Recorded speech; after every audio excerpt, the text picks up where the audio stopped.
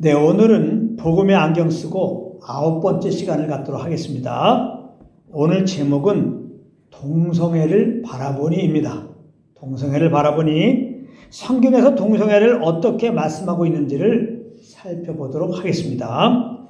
동성애의 사전적 의미는 생물학적 또는 사회적으로 같은 성별을 지닌 사람들 간의 감정적, 성적 끌림 또는 성적 행위를 말하는 것입니다.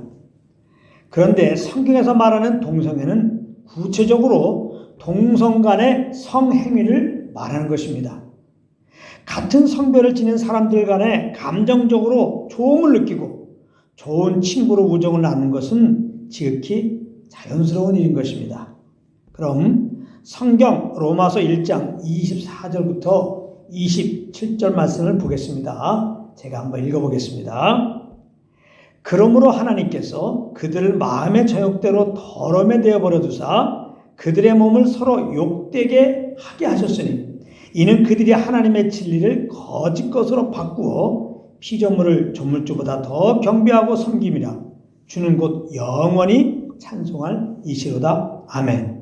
이 때문에 하나님께서 그들을 부끄러운 욕심에 내버려 주셨으니 곧 그들의 여자들로 순리대로 쓸 것을 바꾸어 영리로 쓰며 그와 같이 남자들도 순리대로 여자 쓰기를 버리고 서로 향하여 음욕이 부를 듯하며 남자가 남자와 더불어 부끄러운 일을 행하여 그들의 글 때문에 상당한 보응을 그들 자신이 받았느니라.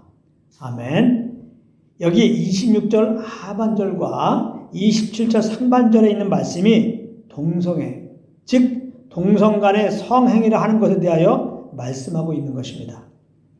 그들의 여자들로 순리대로 쓸 것을 바꾸어 영리로 쓰며 그와 같이 남자들도 순리대로 여자 쓰기를 버리고 서로 향하여 음욕이 부를 듯하며 남자가 남자와 더불어 부끄러운 일을 행하여 이렇게 말씀하고 있습니다. 그렇다면 사람들이 왜 동성애에 빠지게 될까? 24절에 오면은 그 원인을 이렇게 설명하고 있습니다. 이 말씀이 굉장히 중요해요. 그러므로 하나님께서 그들을 마음의 정욕대로 더러움에 내버려 두사 그들의 몸을 서로 욕되게 하게 하셨으니 이렇게 말씀하고 있습니다. 여기 오면 하나님을 떠난 사람들이 자기 마음의 정욕대로 동성애를 하고자 해서 그 더러움에 내버려 두셔서 그렇게 된 것이라는 겁니다. 그러니까 여기서 알 수 있는 것은 하나님께서는 원래 사람이 동성애를 하도록 만드신 것이 아니라는 것입니다. 성경은 동성애를 철저히 금하고 있습니다. 레위기 18장 22절입니다. 너는 여자와 교합한 같이 남자와 교합하지 말라. 이는 가증한 일이니라. 이렇게 분명히 말씀하고 있습니다. 그러므로 동성애는 순전히 하나님을 부인하고 자기 마음의 정욕대로 사는 자들이 그 동성애 욕망에 굴복되어서 그 동성애를 선택한 것이라 이 말입니다. 하나님은 우리의 의지를 초월하여 일하지 않으십니다. 그렇기 때문에 사람이 하나님을 부인하고 자기 욕망 따라 그렇게 살아가겠다고 하면 하나님은 하는 수 없이 그렇게 내버려 둘 수밖에 없으신 것입니다. 그래서 하나님을 부인하고 자기 욕망 따라 사는 자들로 가득한 이 땅에는 동성애뿐만 아니라 무수한 죄악의 행위들이 행해지고 있는 것입니다. 그렇기 때문에 동성애는 여러 인간들이 죄를 짓는 죄들 중에 하나인데 동성애가 특별한 점이 있다면 이것입니다. 자, 여기서부터 잘 들으시기 바랍니다. 이런 일들이 왕성하게 일어나게 되면 그것이 마지막 때가 가까웠다는 신호 중에 하나라는 것입니다. 누가복음 17장 28절에 보면 예수님이 오실 때는 롯의 때와 같다라고 하셨는데 롯의 때가 바로 동성애가 왕성할 때였기 때문입니다. 창세기 19장에 보면 두 천사가 소돔에 이르게 됩니다. 그때 소돔 성문에 앉아있던 롯이 그들을 자기 집으로 초청을 하게 되었는데 그 사실을 알게 된 소돔 백성들이 어떻게 한 줄 아십니까? 창세기 19장 4절 5절입니다. 그들이 눕기 전에 그 성사람 곧 소돔 백성들이 노소를 막론하고 원근에서 다 모여 그 집을 에워싸고 롯을 부르고 그에게 오늘 밤에 내게 온 사람들이 어디 있느냐 이끌어내라 우리가 상관하리라 이렇게 말씀하고 있습니다. 이게 무슨 일입니까? 소돔 백성들은 롯의 집에 새로운 손님들을 자기의 성적 파트너로 생각하고 그 동성의 욕망을 채우고자 롯의 집에 찾아왔던 것입니다. 그리고는 다짜고짜 롯에게 명령을 합니다. 오늘 밤에 내게 온 사람들이 어디 있느냐 이끌어내라 우리가 상관하리라. 그들과 성적인 관계를 갖겠다는 것입니다. 이게 상식적으로 이해가 되는 일입니까? 한두 명도 아니고 소돔 백성들이 떼거리로 몰려와서 롯의 집에 온 그 세 손님들과 그것도 성적인 관계를 갖겠다. 그런데 실제로 롯의 때 이런 일이 벌어졌다는 것입니다. 그때 롯이 어떻게 처신한 줄 압니까? 기가 막힙니다. 일반적인 생각으로는 아니 당신들 미쳤어? 이게 무슨 황당하고 무례한 짓이요? 우리 집에 온 새 손님들한테 이러면서 그들의 요구를 거부하고 문 닫고 집에 들어가야 할 텐데요. 지금으로 말하자면 경찰에 신고하고 말입니다.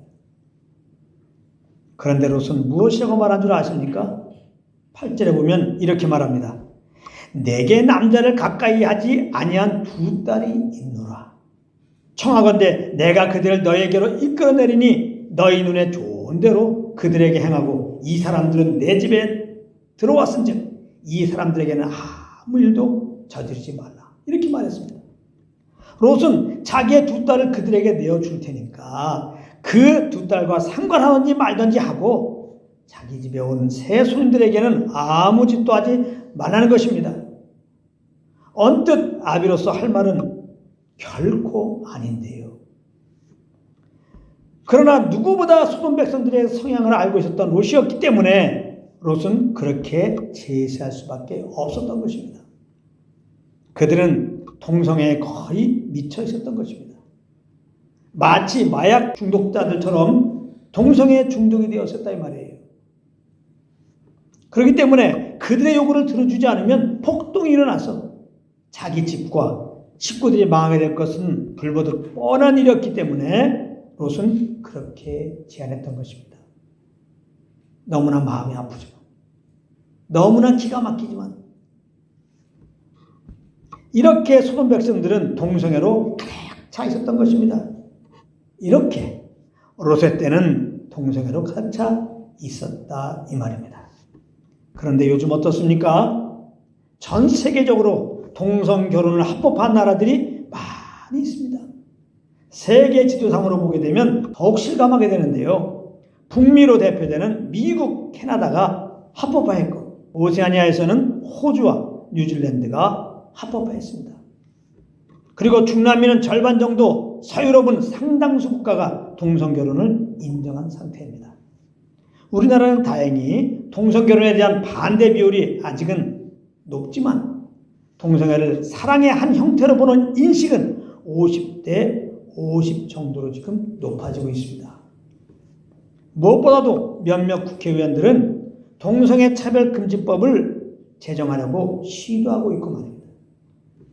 그러므로 우리가 이때 할 일은 누가복음 21장 38절의 말씀처럼 항상 기도하며 깨어 있어야 하는 것입니다. 더욱 우리 안에 계신 성령과 교통 속에서 그 인도함을 따라야 한다 이 말이에요.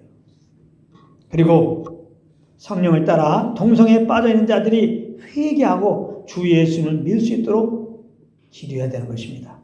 그들은 주님을 모른 채 마음의 철학을 따라 살다가 술 중독이나 마약에 빠지는 것처럼 지금 동성애에 빠져 있는 것이기 때문입니다.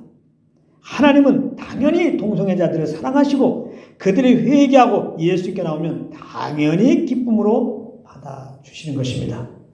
그리고 동성애 차별금지법을 제정하려고 하는 국회의원들이 하나님을 경외함으로 그 행위를 철회할 수 있도록 우리는 기도해야 할 것입니다. 이 마지막 때 이렇게 깨어있는 여러분들 되시기를 우리 주 예수 그리스도 이름으로 축복합니다.